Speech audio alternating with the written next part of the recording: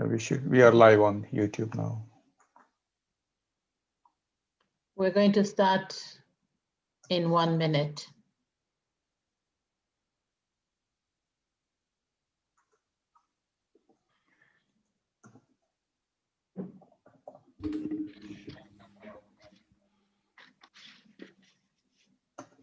If that's any help, I can confirm you are live on YouTube. Oh, thank you.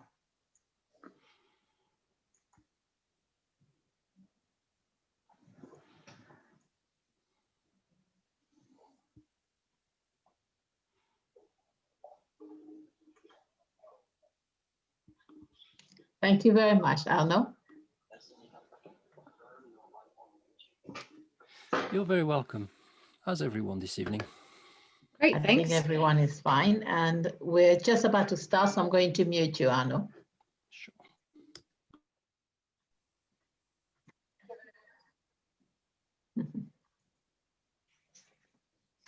Okay.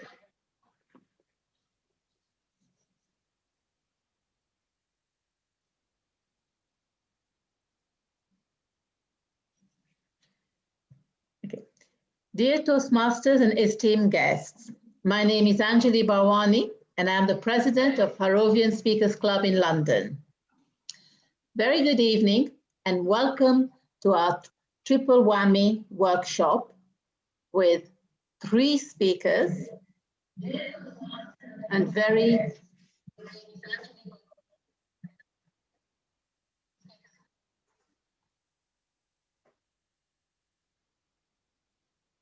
I'm sorry, there seemed to be an echo. So very good evening again, and I want to make a special welcome to our guest from Western Australia, Caroline.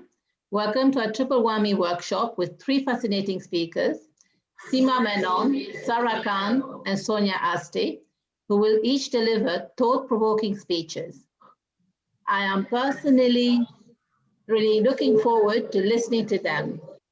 For those here present who are not Toastmaster, let me tell you a little bit more about us. Toastmaster International is a non-profit educational organization that teaches public speaking and leadership skill through a worldwide network of clubs. Harrovian Speakers Club is one of them, and we provide our members with a safe, supportive, friendly, and fun environment to become better communicators, leaders, and public speakers. For many, the club gives them a sense of belonging.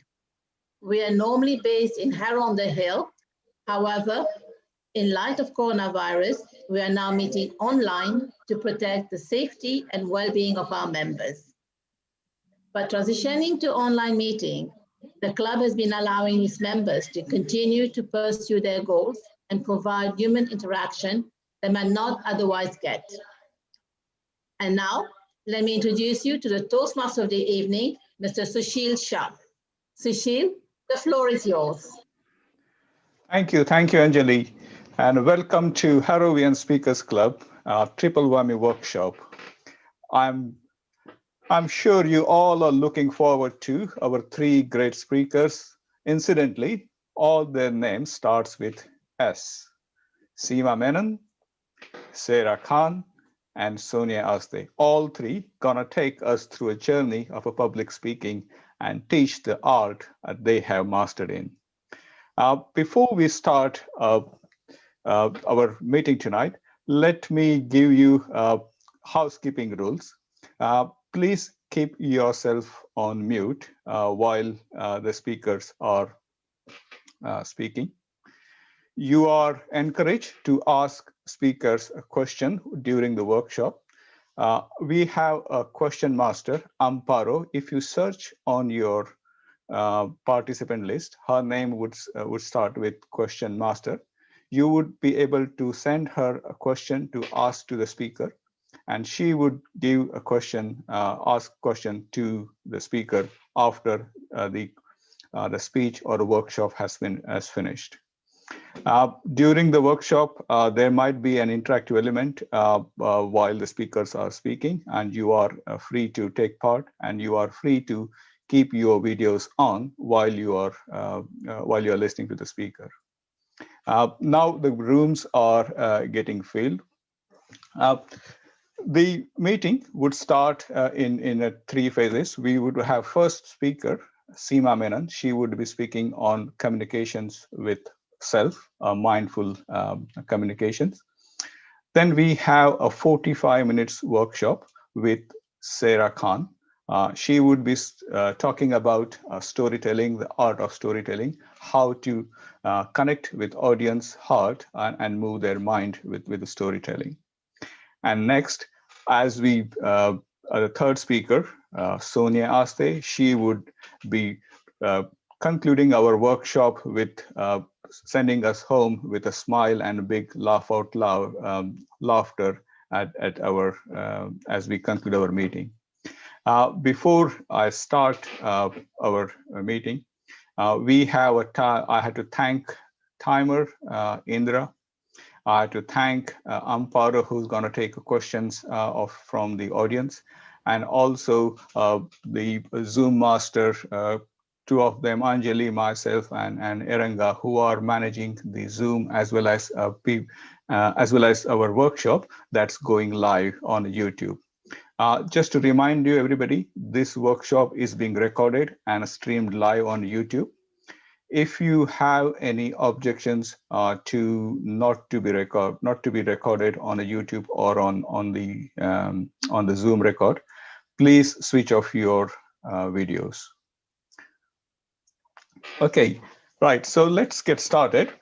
To give an energy to all the speakers, let's play a little game of a Mexican wave. This is we are trying for the very first time. Hopefully it's successful, and if it's not, then we can laugh out loud, being a spectacular failure as well. So may I ask everybody to switch off their videos at this stage? Timer, can you take out the screen share?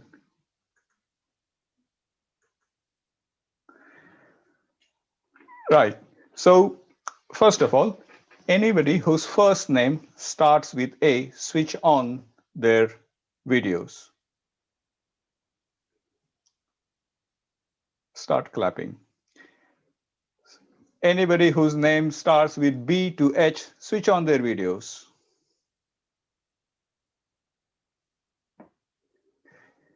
Anybody whose name starts with K to P, switch on their videos. Anybody whose name starts with R till T, switch on their videos. And the rest of all, switch on your videos together and clap for this as we welcome the 3 speakers around. I think that was, I would consider was a great success. Good. Thank you for cooperating and creating the Mexican wave on a Zoom meeting. Thank you. So let me call upon our first speaker. First speaker is Seema Menon. Seema Menon is from Harrovian Speakers Club. She has been Vice President of Education. She has been President. She has been Area Director. She has been also PR Director for a division of our division as well. But she is also a keynote speaker. She has had keynote various events, sales events and she's also a key enthusiast, AI enthusiast for the speaking. Her achievement, basically, she has conducted various workshops on communications, on mindful communications, and she would get through today with her workshop title, Mindful Communication, Communication with Yourself. May I call upon Seema Menon. Seema, if you can unmute yourself. Thank you so much. I'm just Seema, before you start, sorry. Let me ask you a question. I have given your biography here, but let us know you, Bursit. Can you think of a 4-letter word that describes you and why? Oh, wow. 4-letter. I'm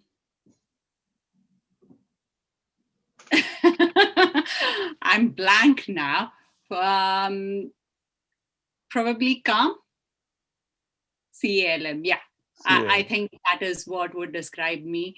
Or I would love to believe that is what describes me. At this point of time, my heart is beating at over 80 beats per minute. So I'm definitely not calm, but I am aiming to reach there. Thank you. So Seema, stage is yours. Thank you so much. I shall start off by sharing my screen. Please tell me if you can see it. Okay, thank you so much. So the topic that I wanted to share with you is something that is close to my heart. It's about calling attention to, and the main aspects is mindfulness and communication with the self. We all know that today the biggest killer of accomplishment is distraction, and it can be in any field. And we take it one notch higher. We not only get distracted, we are in fact consumed by that which distracts us. So managing the self is of importance in any domain, be it leadership, be it sales, be it speaking, or in fact in any relationship too. Accomplishment or state preservation happens only with managing the self. And hence, my presentation today or my talk today is based upon how we regain possession of ourselves. And the essential scaffolding pillars for this are attention, interpretation, and communication. Attention. What is attention? It's basically a very important aspect of our consciousness.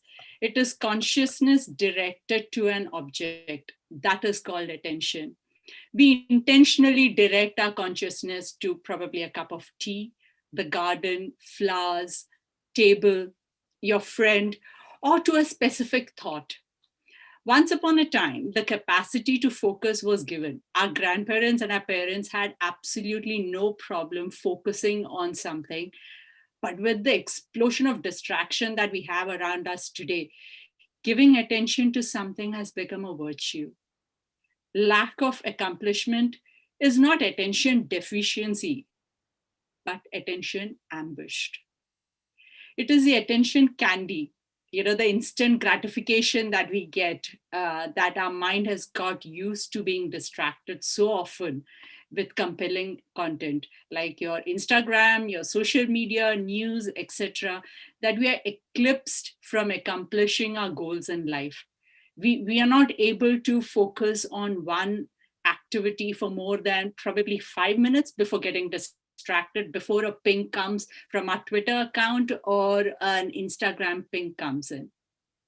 So how do we regain attention? Meditation is one of the tools. It is redirecting our attention on the self. It is an intentional doing to focus inwards in order to heighten our concentration, our poise, and calmness. Mindfulness is a type of meditation. It is calling attention to your thoughts, to your feelings, to your behavior, your movement, any deep engrossment towards whatever is the object of our engagement. It could be possibly enjoying your walk in the park. It could be just being present when you're having a conversation or painting, or probably just a hot cup of Earl Grey tea. Calling attention towards that which is intended instead of being led by distraction is what we are reinforcing here. So let's do an activity now. I mean, I've given a good 2-minute spiel about things. Settle down into a comfortable sitting position with your feet flat on the floor and your legs uncrossed. It would be helpful if your back is straight and slightly away from the back of your chair so that your spine is self-supporting. Now gently close your eyes. Bring your awareness to the physical sensations by focusing your attention on the sensations of touch and pressure in your body, where it makes contact with the chair and the floor. Spend a few seconds just exploring these sensations. Now bring your attention to the movement of your abdominal walls as you breathe. Observe how your abdominal wall comes out as you breathe in and goes back in as you breathe out. Focus your awareness on the sensations of this movement. As best as you can follow your awareness to the changing movements, perhaps noticing the pauses between your in-breath and out-breath, and between one out-breath and the following in-breath. Soon you'll find your mind starting to wander. It will either go to the thoughts of the past, or it will start drifting or daydreaming or planning of the future. It's perfectly okay. We are all humans. This is what the mind does. But congratulate yourself the moment you have noticed that, and bring your attention back to your breath. As best as you can, bring a quality of kindliness to your awareness. Just bring in patience and gentle curiosity to your experience. Now, whenever you're ready, gently open your eyes. I hope that was useful. With practice, we become more aware of our breathing. We can use it to relax our tense muscles or focus on a situation that requires attention. Breathing can also be used to help deal with pain, anger, or the stress of daily life. Probably even the stress of loneliness. The busier our lives are, the more we need these moments to refresh ourselves. Moments where we can come alive to the pleasure in small things. So practice mindfulness through your breath. After talking about mindfulness or attention, let's come to interpretation. So we get stimuli from various senses, our eyes, a sense of smell, hearing, touch, taste, the 5 senses that we are aware of. The mind then interprets these sensory stimuli which impinge upon us. The way each of us interpret the experience depends on our own respective conditioning. Let me give you an example. Imagine you're taking a stroll in the park. You see trees, you see benches, dogs, other people. Physicists would probably describe the scenario as these benches, trees, dogs, people are composed of atoms and molecules. Biologists would talk about it as a composition of DNA. Psychologists and philosophers would probably present it as essence of people is found in their minds. If one were to observe here, the atom, the mind, DNA, essence, people, none of these unravel or show themselves to you as you stroll. We interpret them the way our own architecture is. Let's take another example. You are out for a walk in a new terrain. During the COVID lockdown, a lot of people have explored new places around them to walk. It's getting dark. And as you walk down a deserted lane, you come to a stretch of road that is lonely and dark. Half wishing that you weren't alone, you quickly start walking faster. Suddenly you hear a noise. Is it the sound of footsteps following you? Could it be some wild animal, or is someone coming to mug you? These thoughts begin to eat you up. Another person interprets this noise possibly as the sound of twigs or leaves being displaced either by the wind or considers it the noise from his own footsteps. Hence, our experience is not objective. That is, not everyone hearing the sound behaves in the same way. We interpret stimuli differently. Let's look at another example. Same thing happens to us every day. There is stimulus and we create meaning on top of the stimulus and interpret and behave accordingly. Imagine you enter a room and an adult person pours a glass of water on your face. You get annoyed and you react violently or yell at that person. You're in a state of shock. Now imagine on another occasion you enter the room and someone throws a glass of water and you notice that it is a small child. You do not feel annoyed, and this time possibly you would laugh it off.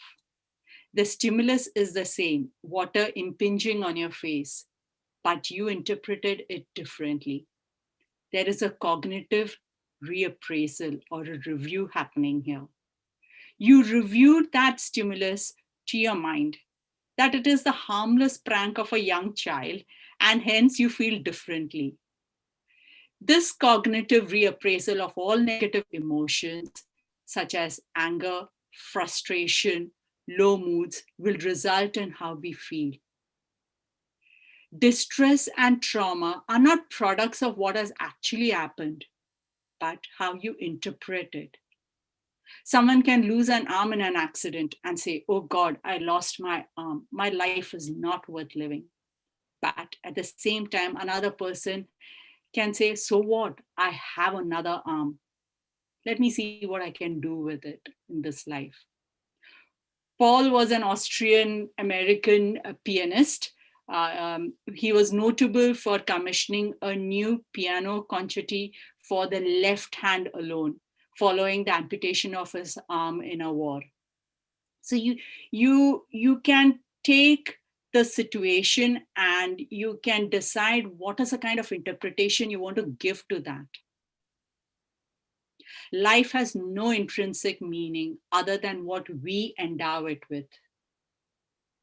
During the COVID lockdown, you have a choice, either to be upset about the circumstances and feel depressed, or you can make the most of this time to catch up on your hobbies, pick up a new skill, work on your physical and mental fitness. The choice is on the individual. Interpretation is therefore communication to the self.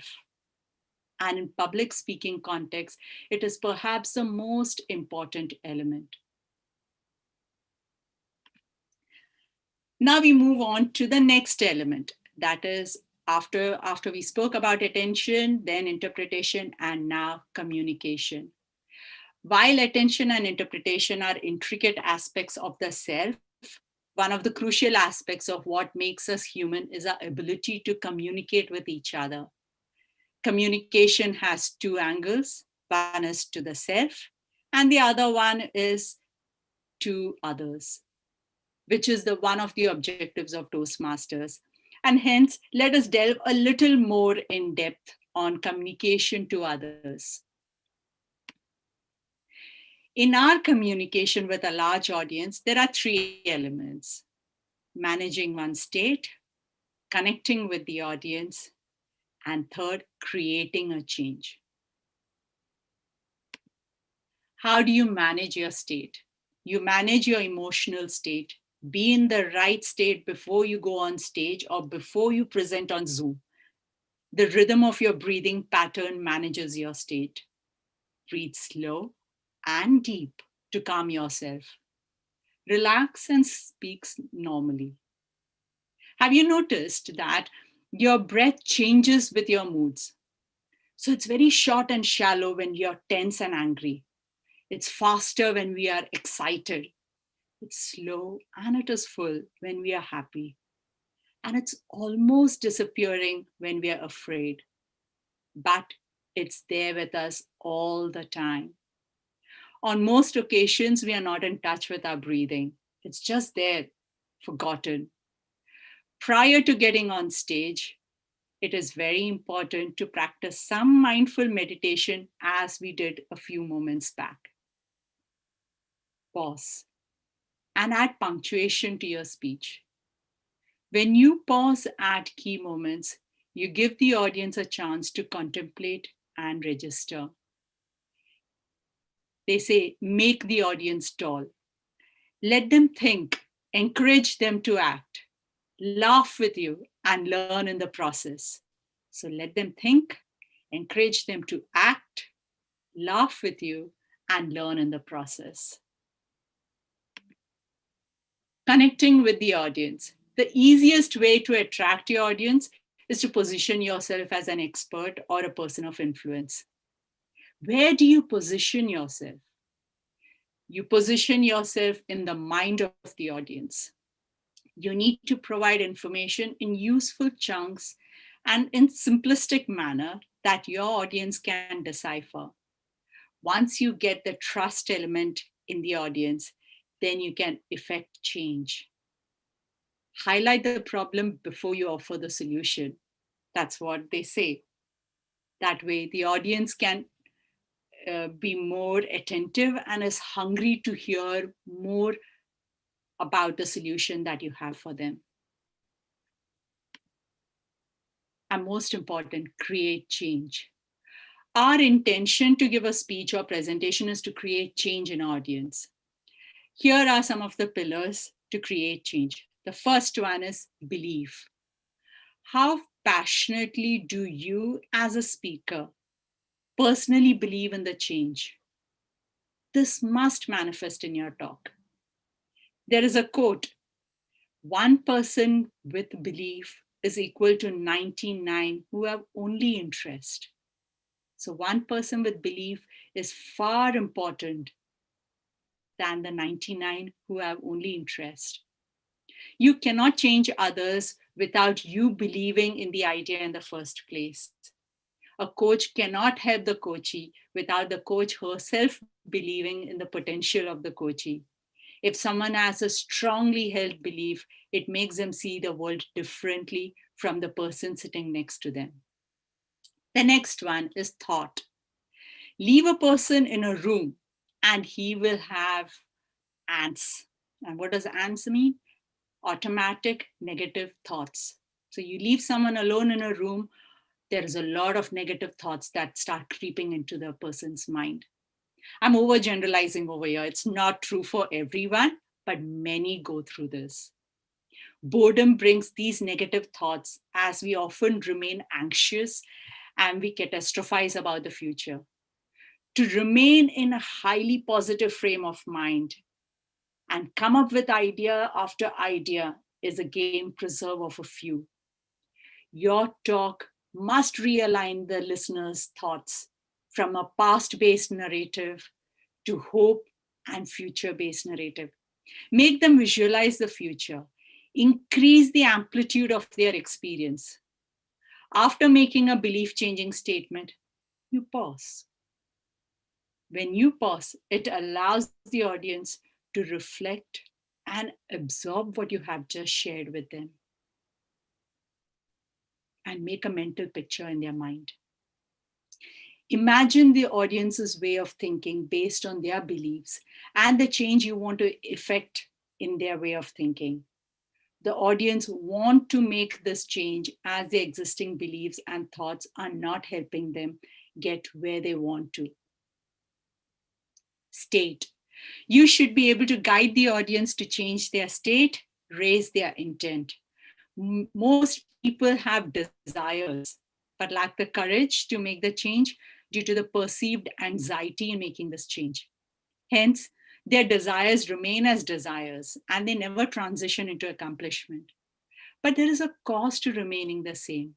They think they will bear the cost as familiarity for them is their comfort zone and it feels least threatening. Many of us like to be in our comfort zone. We like to talk in our clubs with the group of people that we know well. But have you ventured out of your club? Have you ventured out of your area, out of your division? That's where it is pushing us out of the comfort zone.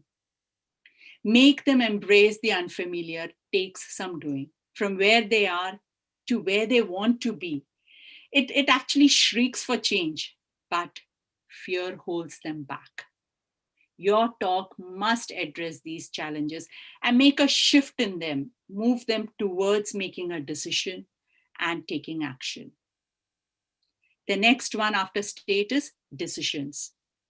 Positive state empowers decision making. When you are going through a negative phase, it's very difficult for you to take decisions to change. You tend to remain in the same ruminating state. State preservation is a prerequisite for decision making, and we all know that now. There is no right or wrong decision in life. We must just pick one and make it right. As Reeve Hoffman says, that you jump off the cliff and you assemble a plane as you go down. So you pick a decision and life alters around it to make it happen. We all know about the decision we could have taken in the past and how our life could have altered. Your talk must emphasize the aspect of decision making. Next, we go on to taking new action. You would have heard this old example. There are 10 birds on a tree. A hunter comes with his rifle and decides to shoot the birds. 9 of them decide to fly away. How many are left? Any thoughts? All 10 are left because they have just taken the decision, but they haven't flown away yet. The purpose of good speaking is to drive people to action. Good speakers create change in the audience, and this in itself is the most distinctive aspect of any speaking. Delivering information, content, examples are mere layering strategies to invoke action in the audience and make them do it, for instituting a habit and for them to make a change in their lives is the ultimate goal of a speaker. You have all heard of law of attraction. I mean, if you have seen the movie The Secret, it talks about this all the time. Your thoughts attract the life you're living. Are you all doing the things before you attract action? Will your audience attract action after your speech has impelled them to? This is precisely what great speakers do. And last is results. New results. New results can only come through action, and behavioral alteration is needed to create this action. New results cannot happen without breaking the pattern of old disempowering habits. Intent has to be burned into the bios of your audience for them to effect a change. Body will resist change. Body is, the law of inertia. You will not take action unless you are forced to take. You will remain in the state of inaction till you push yourself. So there is always resistance to change. However, new results will create change in belief.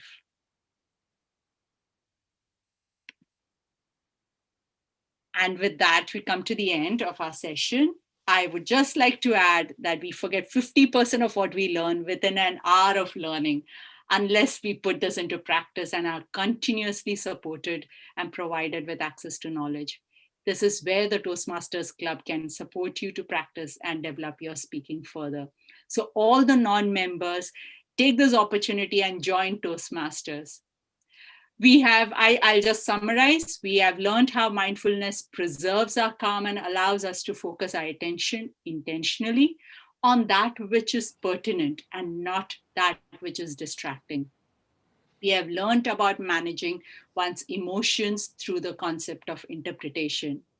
We have also discussed that the core essence of a good communicator is to effect a change in the audience, moving them to where you want them to be by changing their belief, their thought, state, decision, new action, and new results. So it's not how deep you fall into the abyss, but how high you can rise as a sphinx in life that matters. Thank you so much for listening, and I would love to hear your view. Any questions, please feel free to shoot. Thank you, Seema. Thank you very much for your speech and insights on mindfulness. Everybody switch on your camera and please applaud Seema for her speech.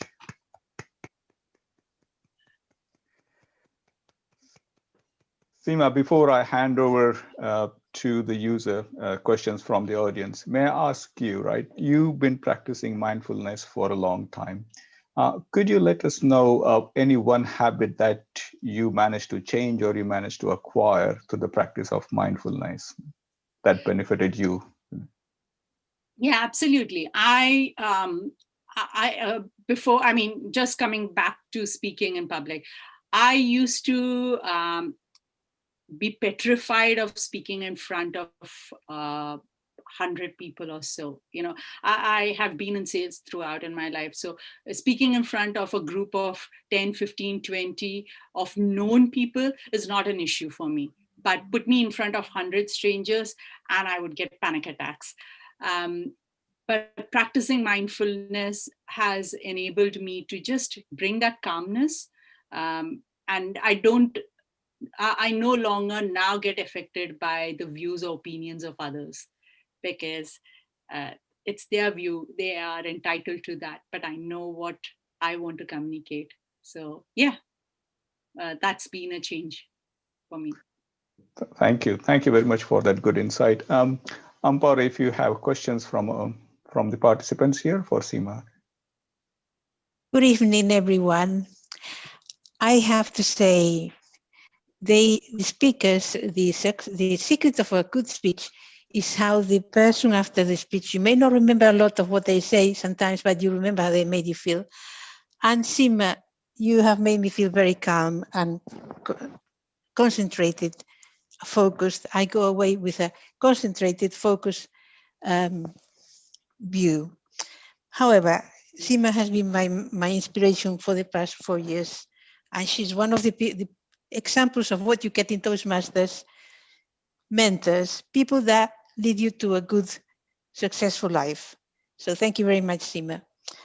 I have some questions for you from the audience. Sure. Let me tell you the first one. A person with a belief is worth more than 99 with interest. Could you please recall the statement quoted and from where, please? So the Asri is asking whether you to speak about this quote. Yeah. So what it means is that if you have belief in something, you can make that transformation and you can make that change rather than just being there, you know, not taking action. So even one person who believes that something is possible, that one person is worth the other 99 who hasn't got that belief. Does that answer? Thank you. So another question is from Harry Mullin. He's saying, I think I understood you to place cognitive review solely within one's mind. Did I get it right? I didn't understand the question. If you can just repeat that. I think I understood you to place cognitive review solely within one's mind. So solely within one's mind.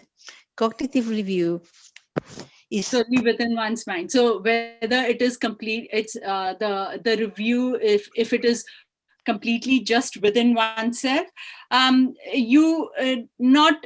not necessarily. So what I'm saying over here is that the communication to self is based on all the conceived experiences and the knowledge of the past that you have got, you know. So it's not just that one external influence that has caused that change, but all your previous experiences, previous knowledge that you've accumulated over time, that has an influence on that particular thought.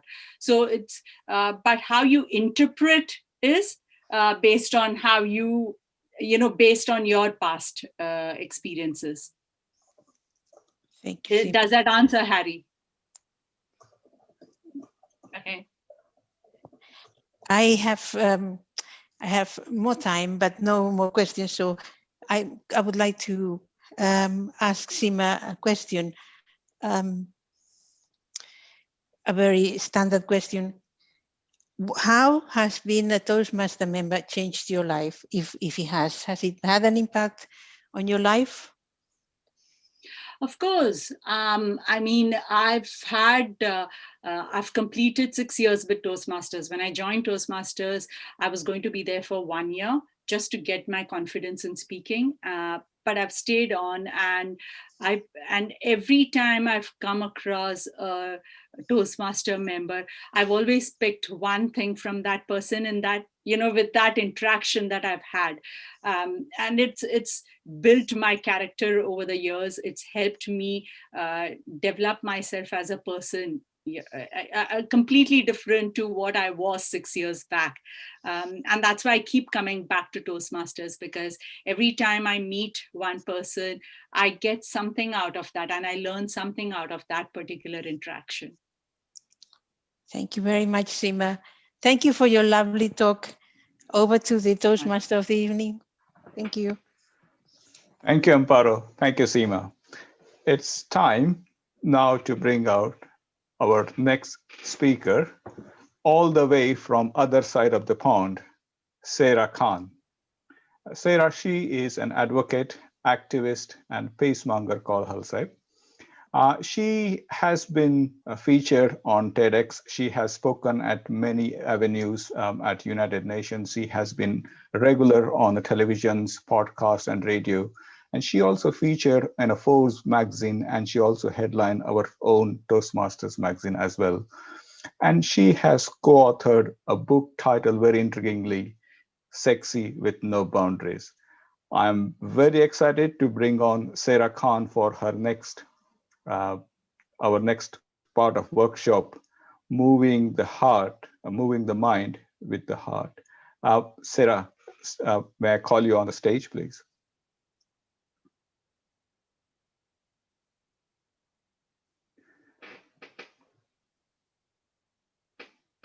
Sarah, are you here?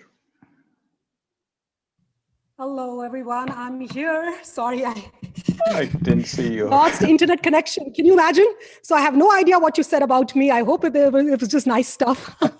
But let me get to, let me make sure you guys can hear me. Can you guys see me? We can hear you, but we can't see you. Okay, 1 second. Okay, can you guys see me now? Yeah, we can see you. Awesome. Right, so before I hand over stage to you, Yes. I also have a question to you. Absolutely. I have read your biography. I have read your bio to the audience, but we would like to know more about you. Can you think of a 5-letter word that describes you and why? 5-letter word that describes me and why. Oh, okay, I got one. E-A-G-E-R, eager. The reason I use eager is because I am a very curious person and I am a yearner for knowledge. And I've always been eager to broaden my perspective. So that's the 5-letter word. Thank you very much. Now the stage is yours, Sarah Khan. Please, everybody, welcome Sarah Khan. Thank you. So every soul has a tale inside of it waiting to be told. Every heart harbors anxieties and aspirations. Every scar has a story to tell until the story writes the writer. Good evening, everyone. It is such an incredible honor and a pleasure to be amongst you all and to have the opportunity to share stage with 2 spectacular speakers, Seema and Sonia. So Sonia, luckily my internet didn't go off during your presentation, right before mine. So I thoroughly enjoyed it and I learned a lot from it. So thank you so much, Seema. And Sonia, if you're here, I eagerly look forward to yours as well. So today I am going to talk about the spirit of stories. So we tell stories to make sense of our lives, isn't it? It's our best hope of reflecting the kind of world we want to live in. And storytelling is a distinctively human activity. Just think about it. Many animals use tools, right? For example, dolphins, they recognize themselves in mirrors. Elephants mourn their dead. But only humans write stories and then share them with people they don't even know. Just like I'm about to do today. So why is that? Well, because sharing stories allows us to understand the human experience and to connect with one another. So speaking of connection, in order to get the heart to move the mind, we must understand the spirit of stories. What makes a story great? So number one, stories blossom inside of us, not on the outside. Now, you know, guys, because of the pandemic, we are home and not interacting as much, right? We don't have all of those social encounters. So you must be thinking, nothing interesting has happened in my life in the past several months. I don't have a story to share. Here's a secret. Nothing significant needs to happen for us to tell a great story. Let me give you an example. You know, during the first few months of the pandemic, there was sheer panic, right? People were going crazy at stores hoarding groceries, toilet paper, sanitizers, masks, or what have you. There were long lines outside stores all the way to the parking lot. People were stocking up like it was Armageddon. And, you know, COVID cases were skyrocketing. Everyone was being advised to stay home. So it was utter pandemonium. Now, I was terrified myself, you know, and I didn't step out of my house for the first 2 to 3 months. In fact, I did all of my grocery shopping online. Now, while quarantined at home, I developed a new habit. Has anyone here developed new habits? Yeah? So, you know, every evening I would walk barefoot on the grass in my backyard while listening to one of my favorite podcast shows. And in one of the episodes, the host shared an intriguing story. So here goes. According to ancient folklore, in medieval Europe, Christian monks stood on the outskirts of their city, guarding it from an epidemic that was spreading from a neighboring town. Now, when the epidemic reached the city limits and was ready to enter, the monks asked, "How many people are you going to take?" So the disease replied, "I'm going to take 10,000 people with me, but I always travel with my 2 companions, death and fear." And then death said, "I'm going to take half that number."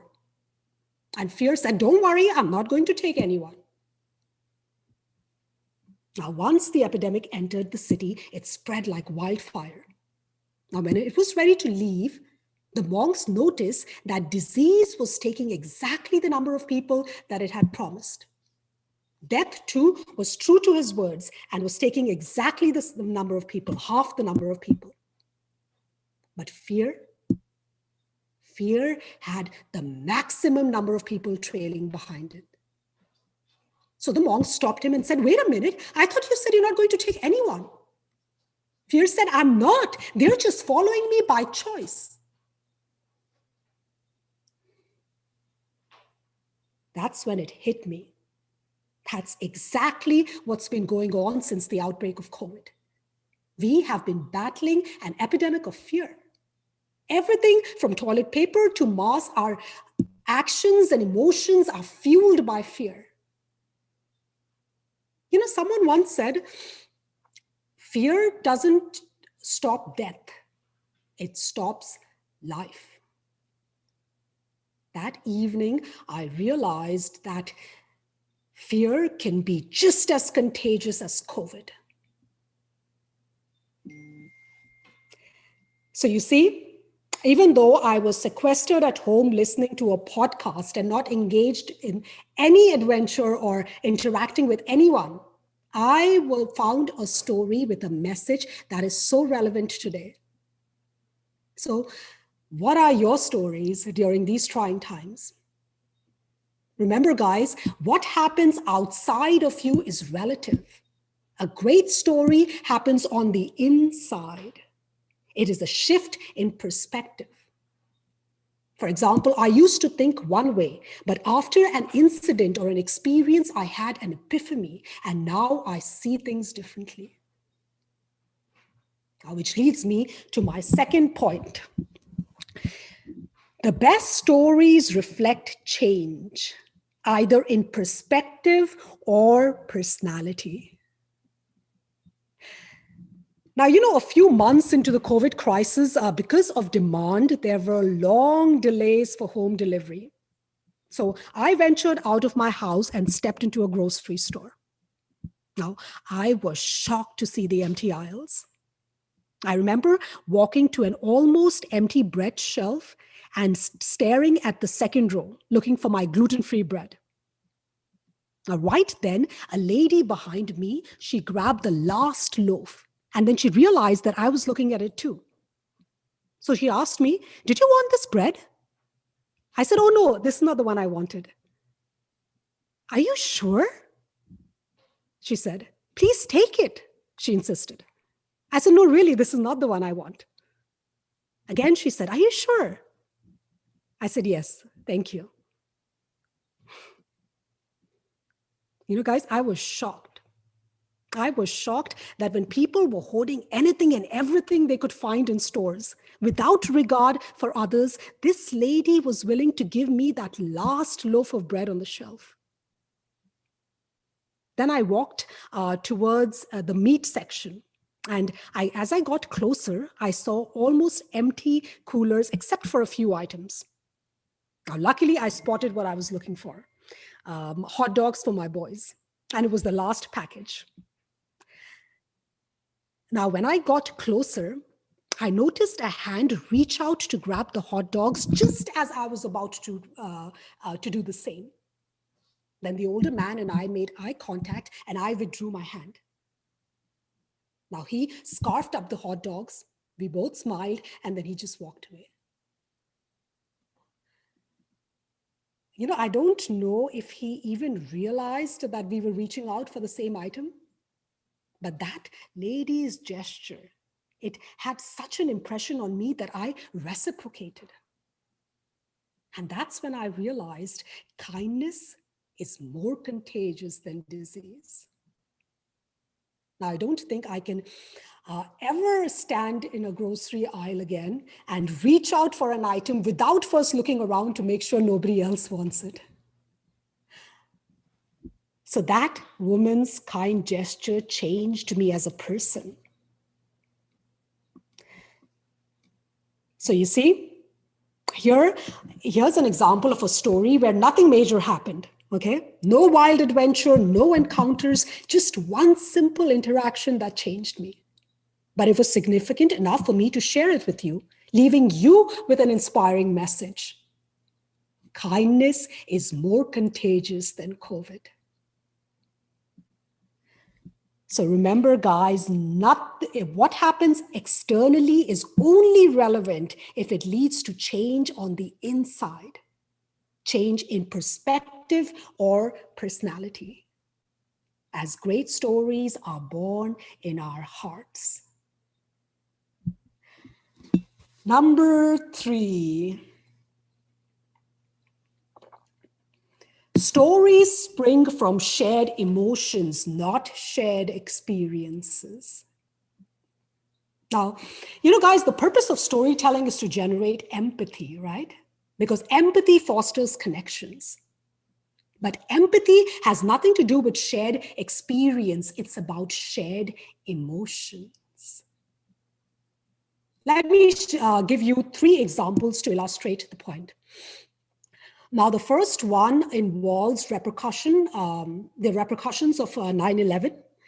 The second one is my personal experience during that period. And the third one is a glimpse into my journey of recovery. Okay. On September 11th, 2001, when America came under attack, fear gripped the country and doubts became justified. People began questioning not only their nation's security and their personal safety, but also the loyalty of fellow Americans of Muslim faith. As the nation succumbed to Islamophobia, Muslims became victims of hate, prejudice, and violence. Tell me something, guys. Have you ever been judged or criticized or treated differently based on how you look, how you sound, or where you're from? Now imagine being bullied in public because of your physical appearance and their ignorance. Now, after enduring countless Islamophobic attacks by white Americans, including almost being run over in a store parking lot by a woman in a white SUV, while I was holding my infant in my arm and had my toddler by my side, I withdrew into a shell and I developed a fear of white people.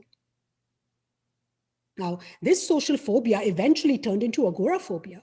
I couldn't leave my house.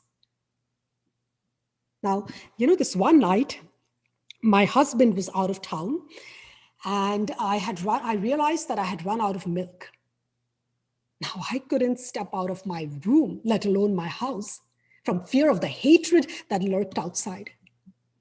So I just sat there all night, holding one kid in each arm, tears streaming down my eyes, watching them as they cried themselves to sleep. Hungry.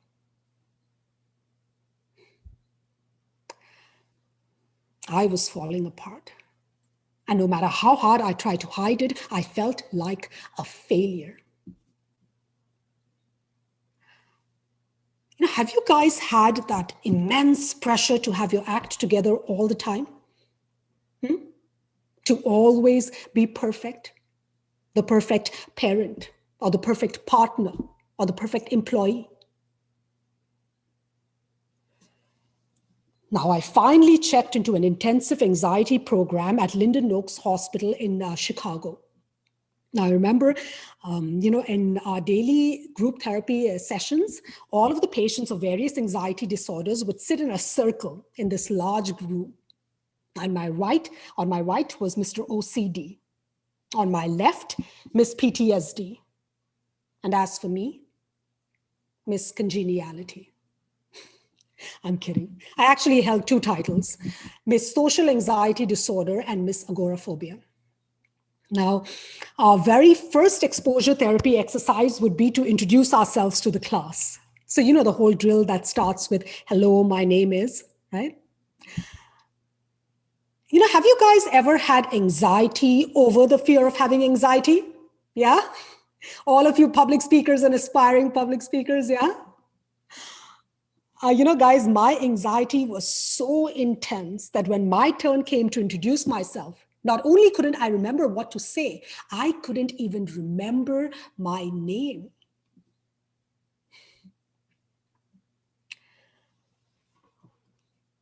Did you guys notice anything in all of the examples that I shared? Could you guys relate to the experience of Muslims in post 9/11 Islamophobic America? No. Could you relate to my experience of Islamophobic attacks that led to social anxiety and agoraphobia so severe that I couldn't even leave my house, even when my kids were out of bare necessities? No. Could you relate to my experience of being admitted to an intensive anxiety program where I was the worst patient in that group and I couldn't even remember my name during daily introductions? No, not at all. But here's the thing. In each experience, when I highlighted the emotions that I felt during that time, you could identify with me. For example, when I asked you if you were ever judged, criticized, or treated differently based on how you look, how you sound, or where you're from, or when I asked you if you have ever felt like a failure or ever had that immense pressure to have your act together all the time, to always be perfect, a perfect parent, a perfect spouse, or a perfect employee. Or if you have ever had anxiety over the fear of having anxiety. When I asked you those questions, then I enabled you to reflect on your lives and to recall incidents in your lives where you experienced similar emotions. And when you did that, through shared emotions, you were able to empathize with my experience, even if you may not have been able to relate to them. So don't shy away from sharing absolutely any experience from your life that has affected you and that can inspire change in others. You know, it could be the death of a loved one, could be you dealing with cancer or another terminal illness. Anything at all. Just remember this one thing.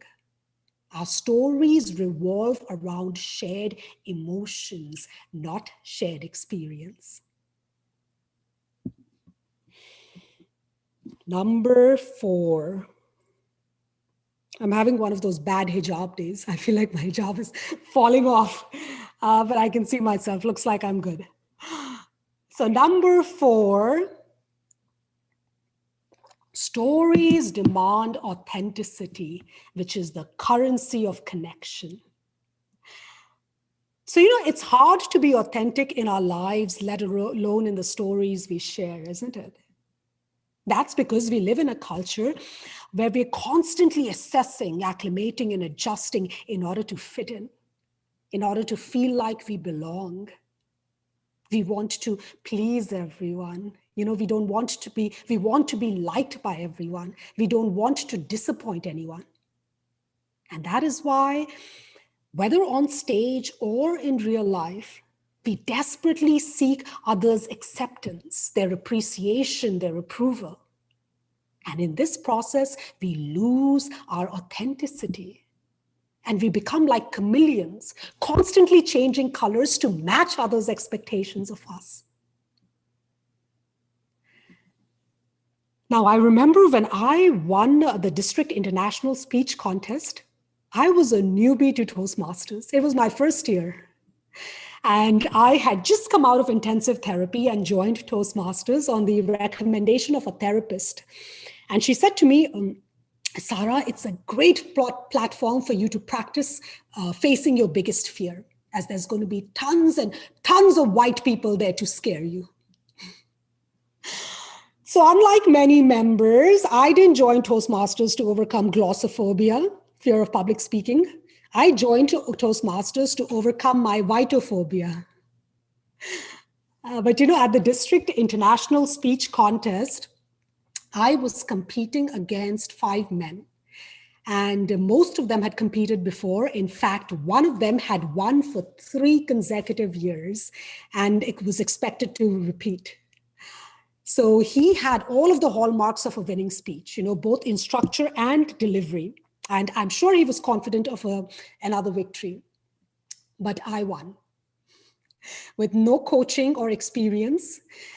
And my specialty was severe anxiety.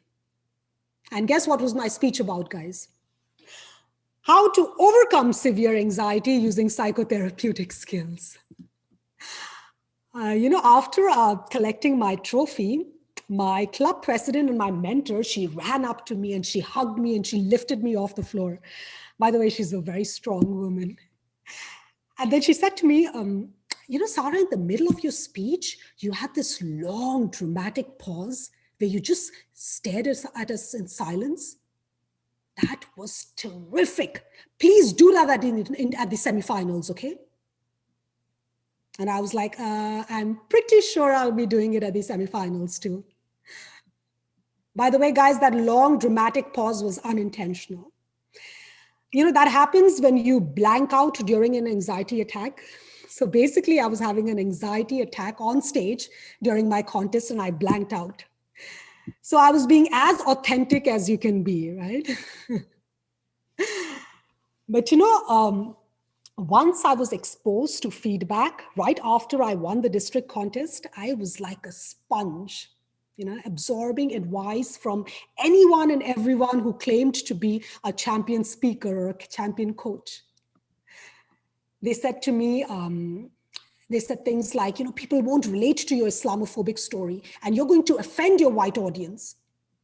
They suggested I talk about a lighter, a more relatable incident from my life, such as having an anxiety attack while giving a speech at my sister's wedding. And that was an incident too.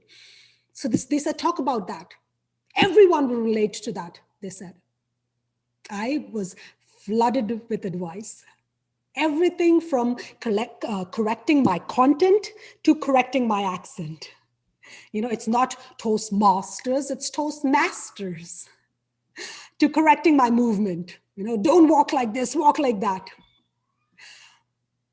I felt like, what's that? Audrey Hepburn, surrounded by hundreds of Professor Henry Higgins, all trying to transform me into someone else. And, this has been going around for centuries, isn't it? Like, I remember in one of William Shakespeare's plays, Hamlet says to Ophelia, God has given you one face and you make yourself another. So I heeded every suggestion to polish and perfect both my story and style in order to please everyone, in order to fit in, to belong. I remember competing at the international semifinals. I was trying to convince the audience that my crippling social anxiety and agoraphobia were a result of one measly anxiety attack at my sister's wedding. And it had nothing to do with years of Islamophobia by white Americans. And guess how that worked out? When your conviction is not authentic, you lose connection. I did win third place, but if I had remained authentic in both the creation and execution of my story, I might have finished first. Now, I didn't realize that after the contest, though. It took me a while longer to learn that lesson. In fact, back then I thought to myself, if I can place third with only a couple months of coaching, imagine how well I'll do after rigorous training and mentoring. So from that year forward, I was on a mission to win the World Championship of Public Speaking. So I kept parroting and pleasing and perfecting. And yet, year after year, I kept losing both my authenticity and the district contest. Often in our desire to acquire new skills, we adapt the styles of others. When authenticity is faked, we are no longer becoming a better version of ourselves. We are trying to become a better version of someone else. Now, I learned to be unapologetically authentic when I was preparing for a TED Talk. Now, my TED coach threw every single draft of my speech telling me to redo it every single week. Finally, she said to me, "Can you stop sugarcoating the truth? Your job is not to please, but to educate your audience. So be yourself and share your truth with them. That's when the connection won't appear fake and forced. It will be authentic and it'll be organic."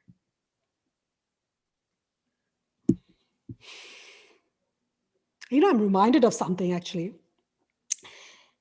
In an interview back in 1973, Bill Moyers on public television, Bill Moyers, it was a Bill Moyers interview, and the poet and activist Maya Angelou, she says in that, "You are only free when you belong no place. You belong every place, no place at all. The price is high, but the reward is great." And then Bill asks, "Are you trying to say that you belong no place and to no one?" To which Maya replies, "I belong to Maya, and I like her very much." So when I talked about how 9/11 Islamophobia led to my severe anxiety on TEDx, the response was phenomenal. You know, I connected with everyone. In fact, my speech was shared heavily on social media, and soon I was approached by the editors of both Forbes and Toastmasters who wanted to feature my story in their magazines. So my message resonated. So you see, when we belong to ourselves first, and when we connect with others through our authentic stories, then we automatically belong every place, whether we fit in or not, because we are no longer afraid to stand alone. Now, in Toastmasters, we can often tell which contestants were coached, right? Because they try to mimic their mentor's winning style. And yet, year after year, the person who wins the esteemed world championship is the one who trusts his or her unique style.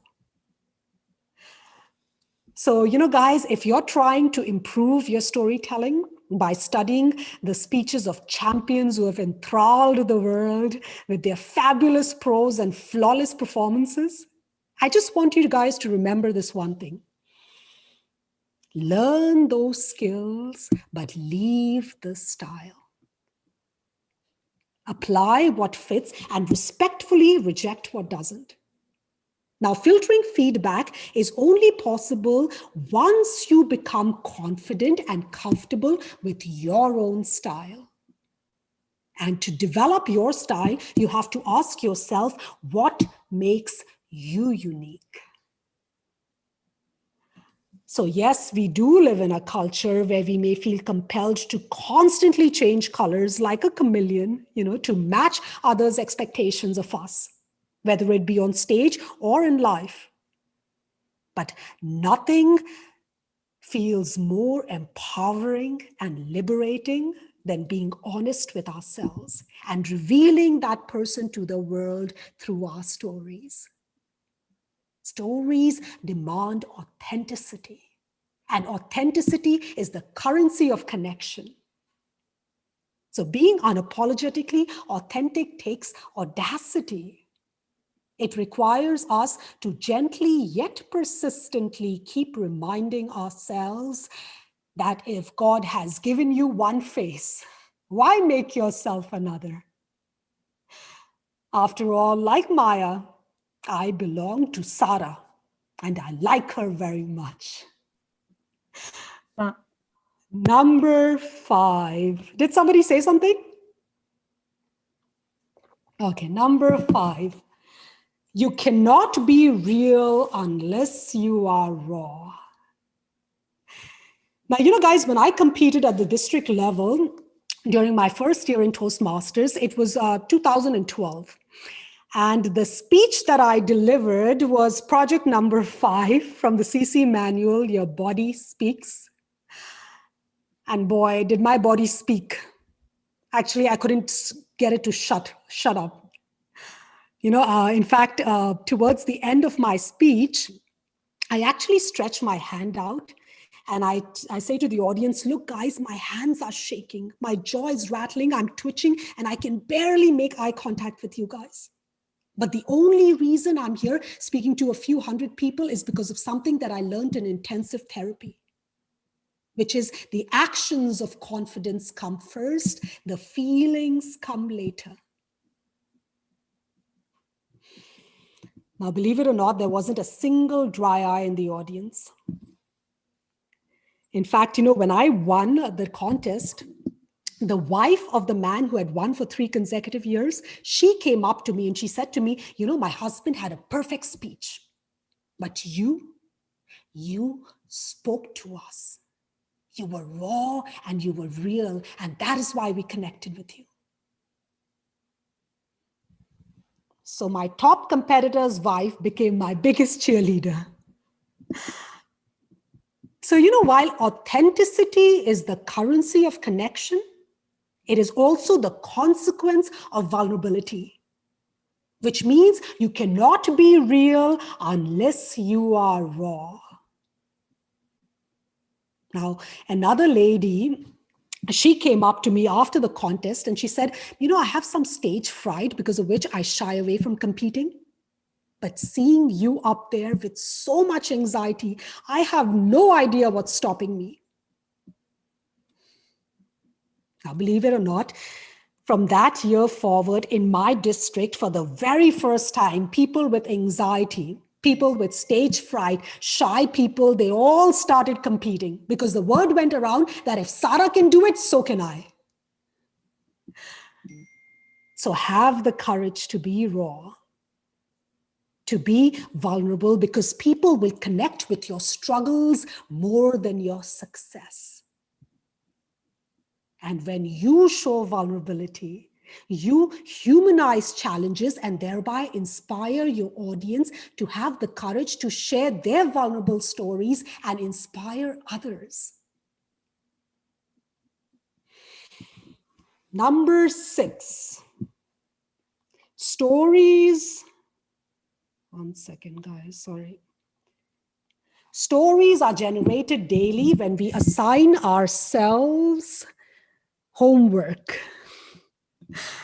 So, guys, if you're struggling with what I like to call speaker's block, by that I mean if you don't know what to talk about, or if you feel like you don't have a profound story to share, I'll share with you some advice. First, it's about you. Then it's about the audience. And what I mean by that is our stories reflect our experiences and the wisdom that we extract from them. So you need to live your stories before you give them to others. Now, an easy exercise to help you do this is called Homework for Life. And it was developed by an internationally best-selling author, Matthew Dix. So basically, the strategy helps speakers generate more story ideas by reflecting on story-worthy moments during the day and then writing them down before bedtime. Okay? So I'm going to share with you a few of my nightly entries. I never get messages, and today when I'm speaking, I have like 100 missed messages and calls. Okay, so a few of my daily entries. Okay, so this is from November 2nd. One second, guys. Okay. November 2nd, 2020. I had to give a speech in Malaysia at 5 a.m., but our electricity went out because of fires in the neighboring city. I started calling friends to find out whose city had power, but no one nearby did.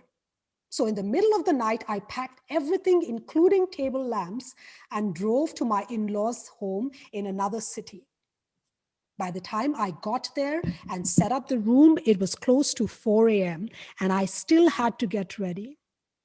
So without any sleep, I gave a speech to 1,000 audience members at the conference, and no one knew what I went through.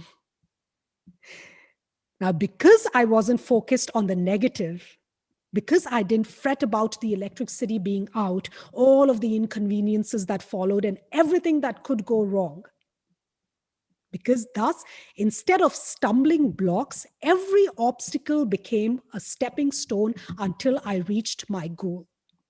That is, giving that speech at 5 a.m. So the moral of my story, as is your mind, so is your reality. November 10th, 2020. My kitten sat in the window watching me work out in the backyard. When I came inside, she ran to sit on my lap. I've never owned a cat before. In fact, I was a dog owner and used to dislike cats because I've always heard how selfish and independent and unattached they are. I didn't realize then, but now that I think about it, such judgments never came from a single cat owner. So anyway, every day as I've been noticing new things about my feline friend, my perspective's been slowly changing. It makes me wonder, how often do we stereotype entire groups of people without even getting to know them personally? The moral of my story? If we get to know those we perceive as different, that may not only break our stereotypes about them, but we may also develop fondness for them. Now, Matthew Dick says that our reflections can be as short as bullet points and not take more than 5 minutes to jot down every night. So I'm going to share with you a very small one too. Bullet points, okay? This comes from November 11th, 2020. Number 1, bullet points, okay? 1, spent 30 minutes watching my kittens play. I was so engrossed. There wasn't a single worrisome thought in my mind the whole time. For the first time, I was living in the present moment. Moral of the story, you don't need a yoga mat and pin drop silence to practice being in the here and now. So you see, guys, this simple reflective daily exercise enables us to discover that our lives are filled with precious moments that we previously ignored. Now, these moments might be fodder for great stories.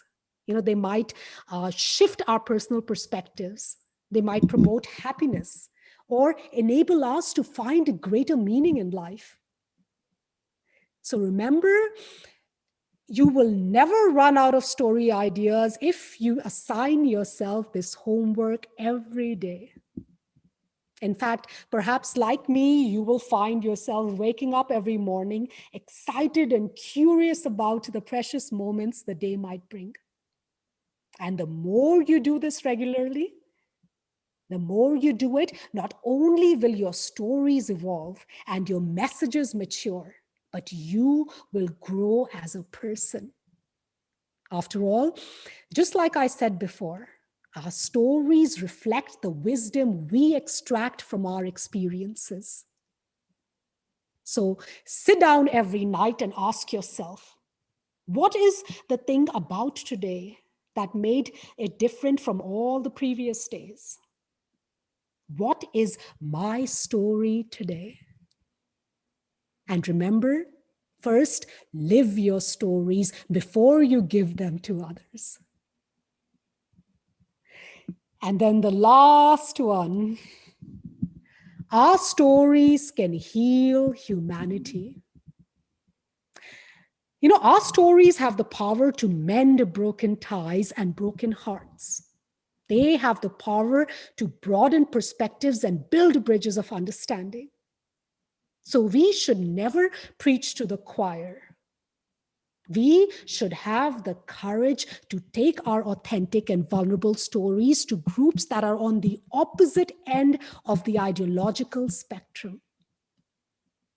This gives them a chance to hear our perspectives and lived experience.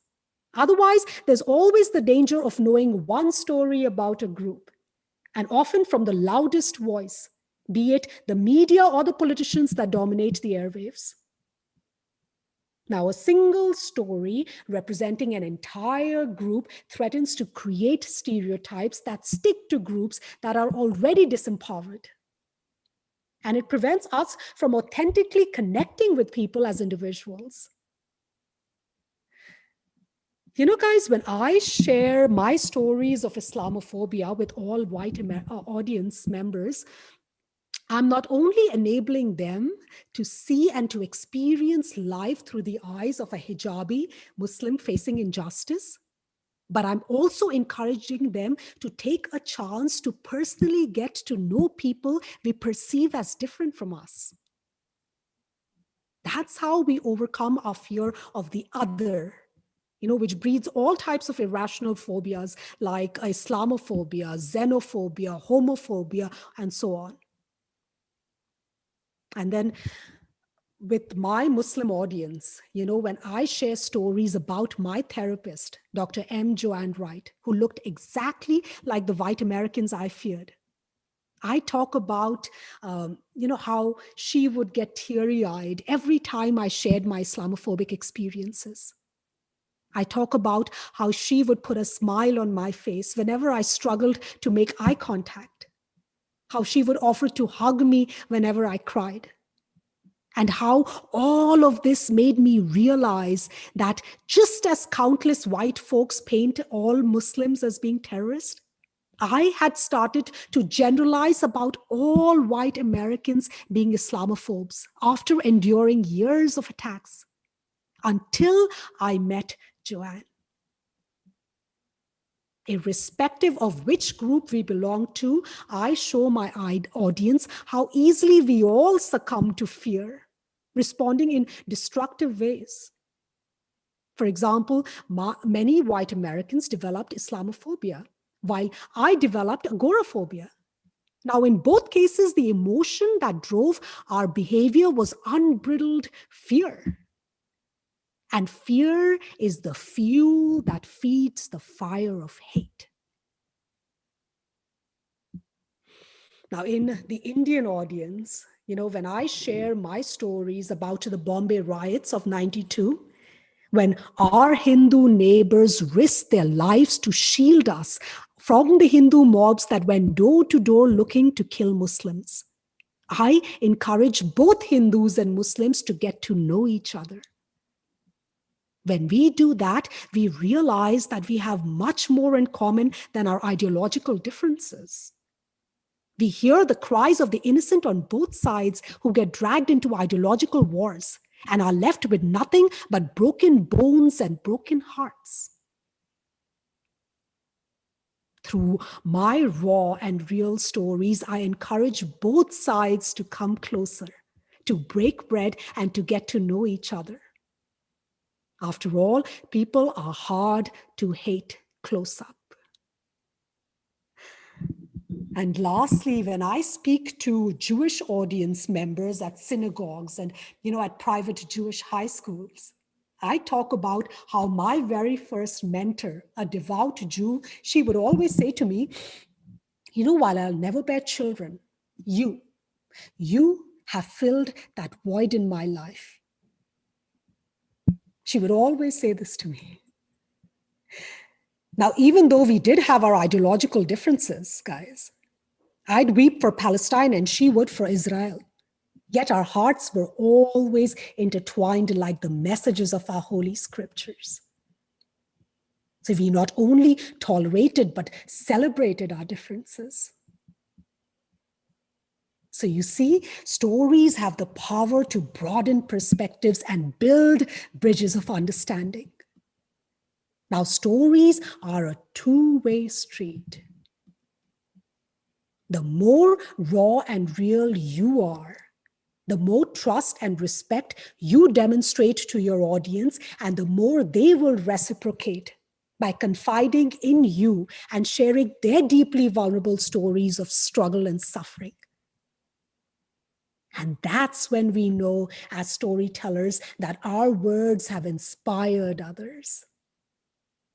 So don't just focus on the tips and tricks and techniques to develop storytelling skills. Don't think about the art and science involved. Think bigger. Think about the spirit of storytelling, which has the power to heal humanity.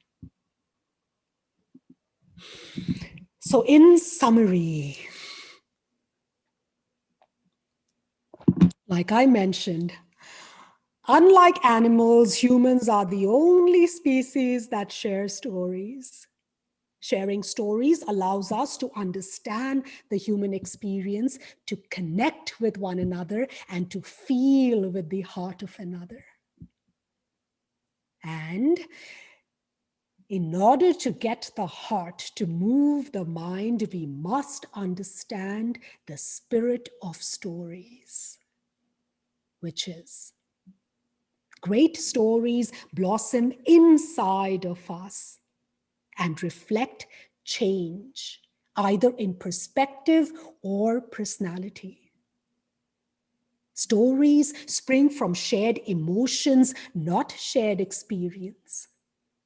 They demand authenticity, which is the currency of connection and the consequence of vulnerability. They are generated daily when we assign ourselves homework for life. And lastly, great stories have the ability to heal humanity. So get the heart to move the mind by sharing and swapping stories. After all, every soul has a tale inside of it waiting to be told. Every heart harbors its own anxieties and aspirations. Every scar has a story to tell until the story writes the writer. Thank you so much, everyone. Looking forward to the Q&A if I didn't run out of time. Thank you. Thank you very much, Sarah. Everybody switch on your cameras and applaud Sarah for her inspiring speech and tips for storytelling. Sarah, before I hand over to the audience question, I think you have told us such an inspiring story that your experience has inspired all of us, has moved our heart as well. I want to ask you, whose story that moved your heart? Did anybody else's story inspire you to change your perspective, change your mind, or change your heart? Thank you so much for that question, Sushil. Very interesting question. Whose story inspired me to change my heart? You know, it's not stories that people share on stage. It is after I open up and I'm so vulnerable on stage, and the stories that people share privately off stage via email and private messages. Oh my God, they are such heartfelt stories of people who have so much courage to be vulnerable enough to completely open up to somebody they just met, who's on stage. Those are always very inspiring to me. And I can't say one story, Sushil. Every single person's perspective, every single person's challenges and struggles have always inspired me. Because, sometimes some people have it so much harder than we do. When someone else says that to us, it seems like, oh, you're not being empathetic. But when we realize that by ourselves, by listening to their stories, it really helps us. It empowers us to have resilience and endurance, and to be able to, face our challenges. So every single person who privately shares their struggles with me is extremely, their hardships and whatever they're doing, wherever they are at in their lives, is always moves my heart. I hope I answered your question. Thank you. Amparo, any questions from audience for Sarah today? Yes. Hello, everyone. Once again, thank you so much for a lovely topic, storytelling. We all have a story to tell, that's for sure. I would like to ask you, I listened to one of your speeches and you spoke about Shakespeare, a quote from Shakespeare. So I would like if you could share with us how Shakespeare influenced your life, and what books would you recommend that we should read? I imagine Shakespeare may be one of them. Would you care to tell us? Thank you so much. Questions Master Amparo. That's what the name says. I'm kidding. Thank you so much for that question. The way I read stories, there's not one person, Amparo. Am I pronouncing, could you please help me pronounce your name right? Am I doing it right? It's correct. It's Amparo. It's a Spanish. Amparo.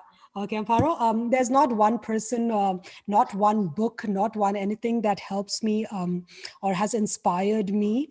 This quote of, say, Shakespeare and Maya Angelou's interview was very inspiring to me. But to tell you, the type of books that I read is philosophy, spirituality, and psychotherapy. And the way I read a book is not just reading a book. I actually take a lot of notes. I almost study a book. I go through it a few times in a year, and basically what I do is I look at it, and whatever anybody shares is always a perspective, right?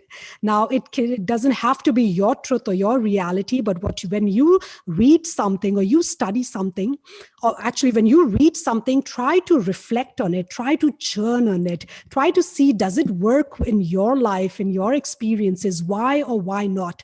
You have to be able to digest that information. And the most important thing is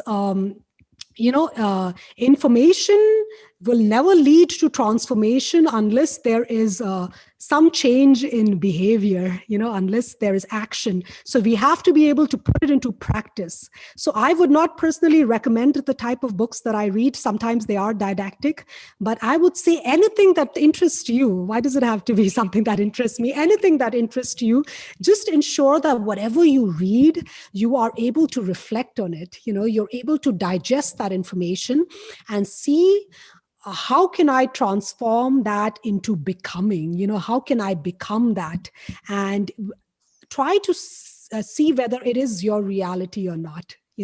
That it is an individual's perspective. It doesn't have to be yours.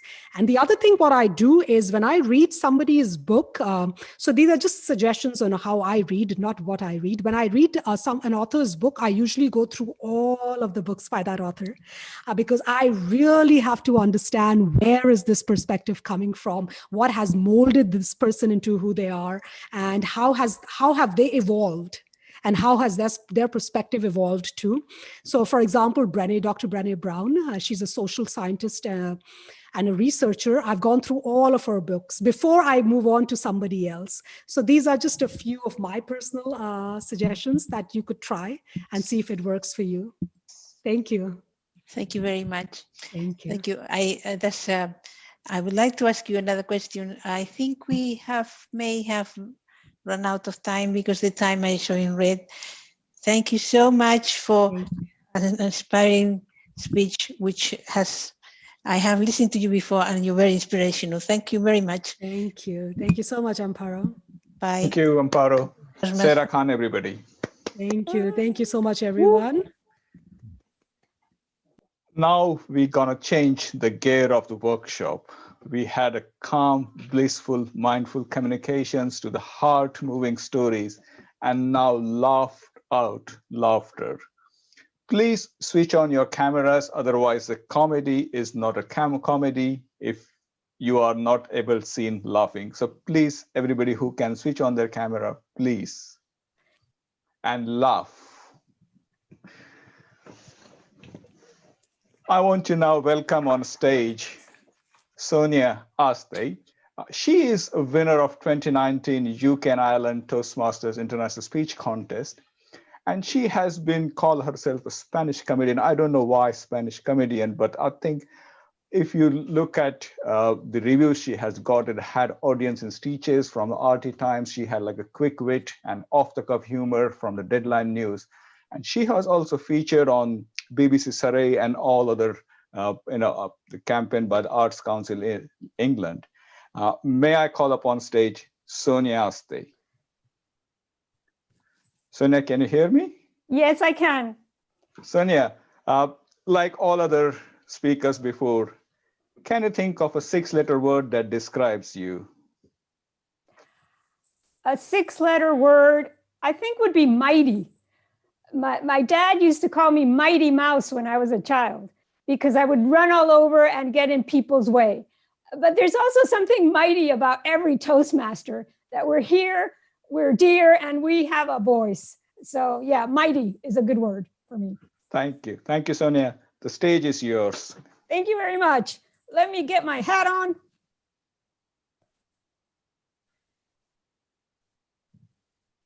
Jingle bells, you cannot smell, your taste has gone away. The vaccine's here, but not this year, so self-isolate today. Hey, good evening, Toastmasters and very honored guests. Give me a cheer if you love Christmas. And give me a cheer if you do not. Okay, I can see some Scrooges there. Yeah, don't worry, because my speech tonight is filled with top tinselly tips to make everybody's Christmas fantastic. Yeah, because let's face it, it's been a tough year, hasn't it? Yeah, Panos Corelli's from District 109, I can tell it's been a tough year for you, yeah. Harry Mullen as well. Don't worry, it's been a tough year. We're in our second lockdown. The first lockdown reminded me of my first marriage. 3 weeks in, I wanted out. Harry, yeah. A second lockdown reminds me of my second honeymoon. Been there, done that, just want it over and done with. As for family Zoom time is beginning to feel like I'm doing time. No, I am not a negative person. But if you ask me, is the glass half full or half empty? I'd say, is the glass clean? First of all, right? Because the problem is people are not following the rules. Why? I will tell you why. Because of the name, coronavirus. Well, they might as well have named it Heineken virus or Budweiser virus. Who's going to take that seriously, right? As for COVID-19, I mean, COVID-19 sounds like an energy drink. No, they should have changed the name from the start. It should have been something like, I don't know, the Hitler virus or KGB torture virus, or go a little Hollywood, Black Death, the sequel, right? And also, why didn't anybody call McAfee from the start? Because McAfee solves all virus problems, folks. Oh, thanks to this, it will be a little bit of issues this Christmas. Let's start with Rudolph the red-nosed reindeer. Red nose. I hope he's getting tested, first of all, right? And kids don't care anymore, right? You say, be good or Santa won't bring you anything. They say, I've already ordered it in Amazon. Gone is the magic gifts under the tree. Now it's, hey, Mom, can you pick up my presents from the Amazon locker? Oh, so much has changed, folks. Remember, Frosty the Snowman was a very happy guy. Now he's major meltdown because of global warming. As for the three wise men following a star, wise up, guys, get a sat nav. Maybe you'll get there in time. Oh, bad news, folks, because there will be a turkey shortage. Yeah, we're stuffed. And mistletoes have been banned because too many unwanted kisses. Yeah, mistletoe. Get with the program, guys, get with the program. Some good things have happened though. Thanks to climate change, it's okay to recycle gifts. I've been doing it for years. In fact, my family has been passing around a Ferrero brochure box for decades. And then advent calendars. Raise your hand if you love advent calendars. Yeah. I bought a dried fruit advent calendar. Just a lot of dates.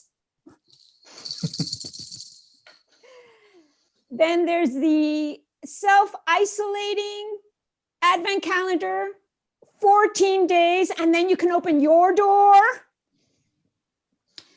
We also have the Brexit advent calendar. Every window is blank. And there's the Brexit Christmas Carol now, yeah. Dashing through the deal, the no deal Brexit deal. In fact, Christmas crackers remind me of Brexit. The UK broke it off and EU gets the better end. Brits are gonna end up with a bad joke. Brexiteers want a British Santa next year. British Santa, what will that be like? From ho, ho, ho to jolly good ho. It's not gonna work, folks, it's not gonna work. Most important thing about Christmas is where you spend it. Now, my boyfriend is Scottish, and this year we were going to go to Scotland to see his parents. But now, instead of an 8.5 hour journey to get there, it's 8.5 seconds to zoom in there. Thank you, Corona.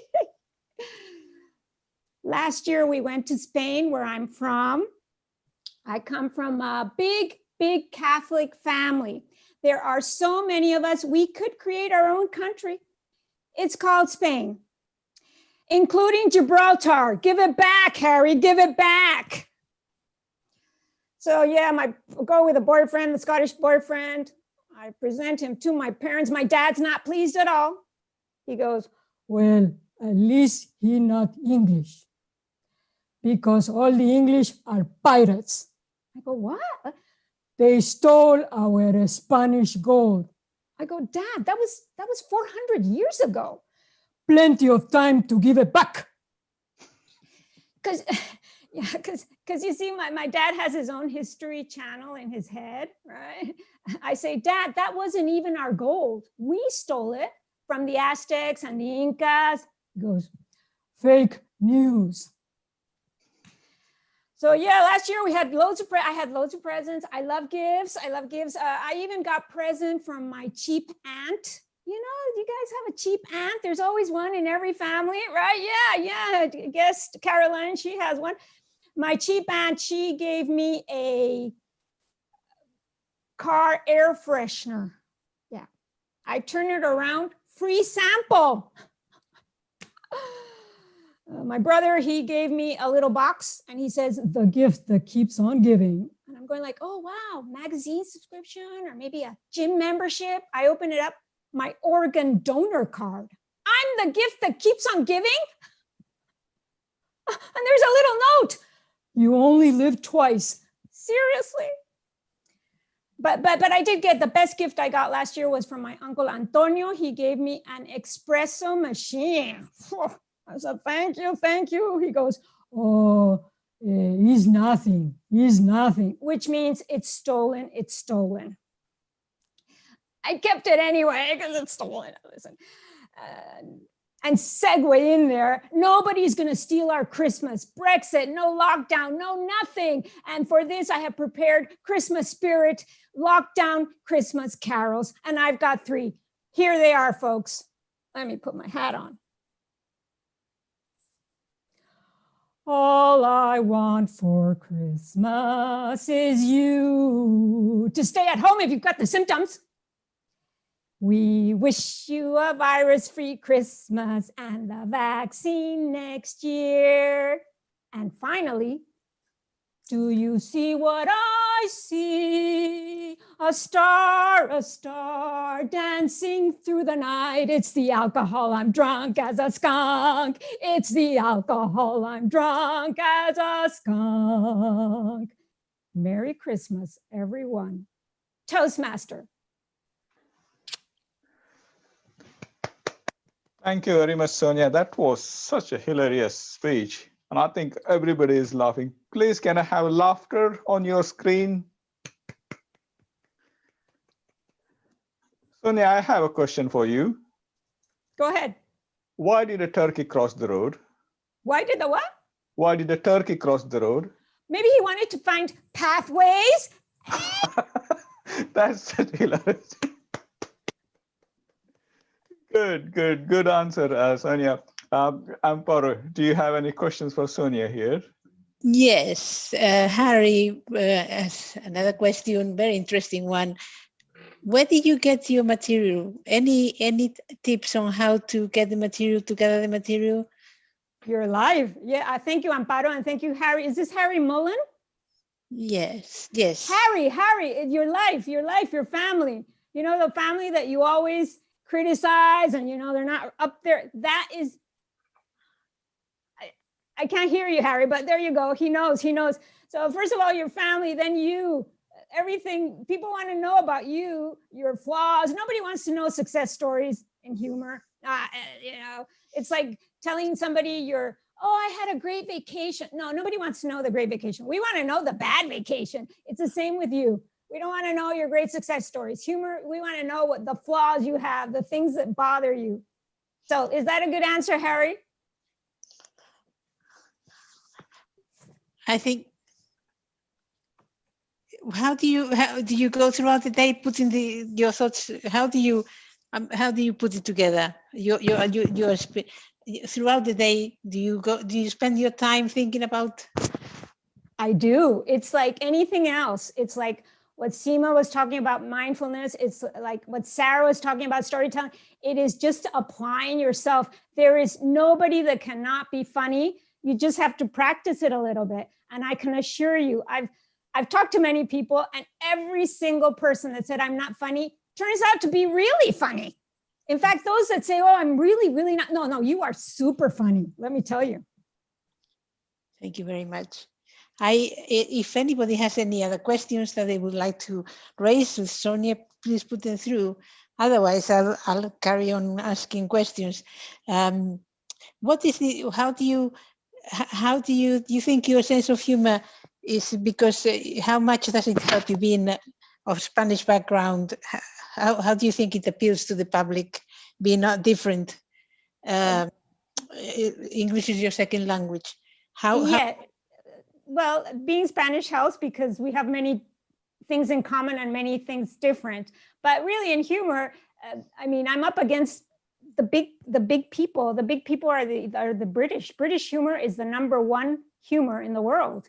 It is advanced. It is always out there. I mean, that's why so many people come to this country. I came because of a job, but many comedians come to this country just because it is the powerhouse of comedy. The Brits are good, man. Brits are good. Very good. Let me see other questions. Sonia, why are you a humorous question. Sonia, why are you wanted by the Scotland Yard? Oh my God. I'm not sure, but I can tell you that my Scottish boyfriend has stuck around, and I thought it was true love, but I think he just wants the Spanish passport now. Right, Paros? Yeah. All the foreigners going, yeah. And one final question. How was your experience at the Fringe? Oh man, it was everything. It's like competing every single day for 25 days in a row. So it is such an incredible stage time experience. I would recommend it to every Toastmasters. And there are many Toastmasters that have done the Fringe. It is just an incredible, not only for practice, but just for getting to know yourself a bit. What Sarah was saying, get to know yourself, get to know the audience. So yeah, I'm gonna be boasting. I had 2 sold out shows. So next time I'm around, if it happens this year, I'm going with a show that's called You're Fired, about 5 times being made redundant. So please, if I'm there this year, come and see me. Wonderful. We look forward to knowing about your shows because you definitely make us laugh. Thank you, Amparo. Thank you, everybody. Thank you, Amparo. And thank you, Sonia, only the 2nd European comedian after Henning Wen I know. Thank you. Thank you, Shirley. Now, during the lockdown, all on the in-person meeting were closed, and we had to digitally invent ourselves on the Zoom. So we have come up with our own innovation to digitally felicitate our speakers tonight, and to show the appreciation digitally. We call upon them on the digital stage. Please, Seema, here's your digital appreciation bouquet for appreciation. That's a small bouquet for you. Thank you, Seema. And here's your certificate of appreciation. Thank you so much. And now we move on to Sarah. Sarah. Another bouquet for you as well. Thank you so much, guys. Since it was a picture, it could have been a Ferrari too. Never mind. And a certificate of appreciation as well. Thank you so much. And then finally, for our last speaker, another bouquet and a certificate of appreciation. Thank you so much. You're welcome. You're welcome. I hope you all enjoyed tonight, all 3 speakers. Please give them a round of applause for everybody. Let me thank my co-organizer for tonight's workshop, Indra Sigdar, who has been a timer, a Zoom master, Eranga and Anjali, and a question master, Amparo. And now I hand over reins of the workshop to our president, Anjali. Anjali, the stage is yours. Thank you very much. Thank you very much, Sushil. But before I move on to my closing remark, can I please request our district director, Arno South, to say a few words?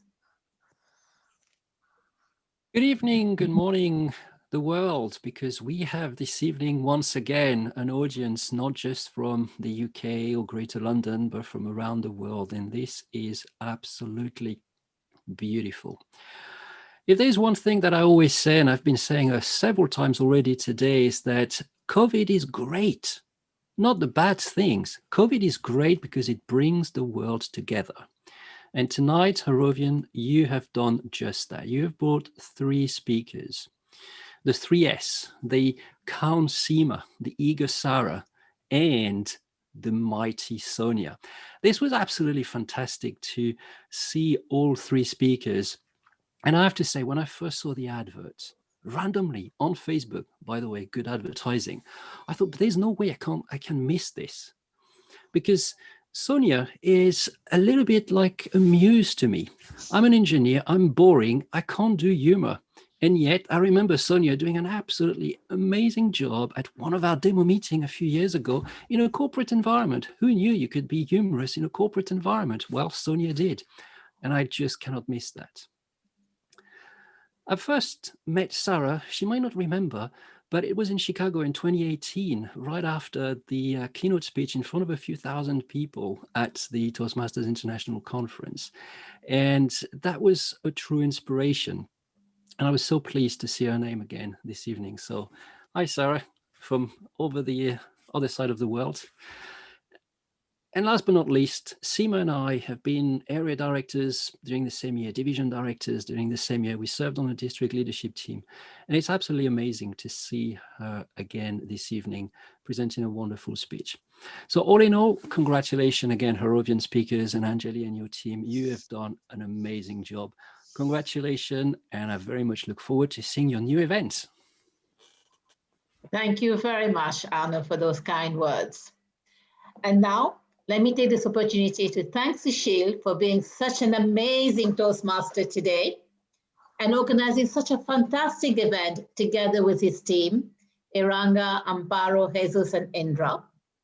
I also want to thank all the Harrovian members, but let me not forget an even bigger hand of applause to all our participants who made this event possible. But our 3 speakers have each left me with something to take home. For Seema, personally, I have to start believing in myself and be more aware of my breathing to help me with the stress of my busy life. Sarah, sharing a story will allow me to connect if the story is in me and reflects changes, because then it will inspire changes. And Sonia, laughter is fun, and you just can't stop making me laugh. Now, for those of you who've requested some more information about our club, you'll be contacted later on via email by our Vice President of Membership, Indra.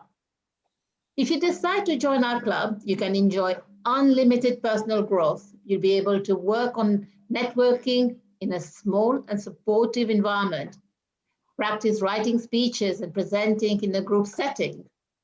This will help build your self-confidence, self-awareness, and help you gain a competitive advantage in the workplace.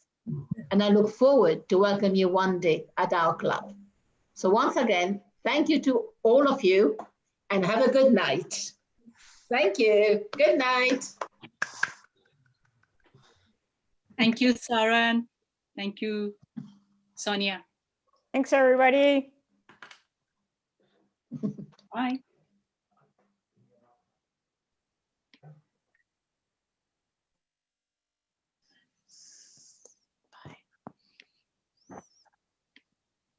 Now, if anybody's got any question, you can unmute and ask them. The meeting is officially finished.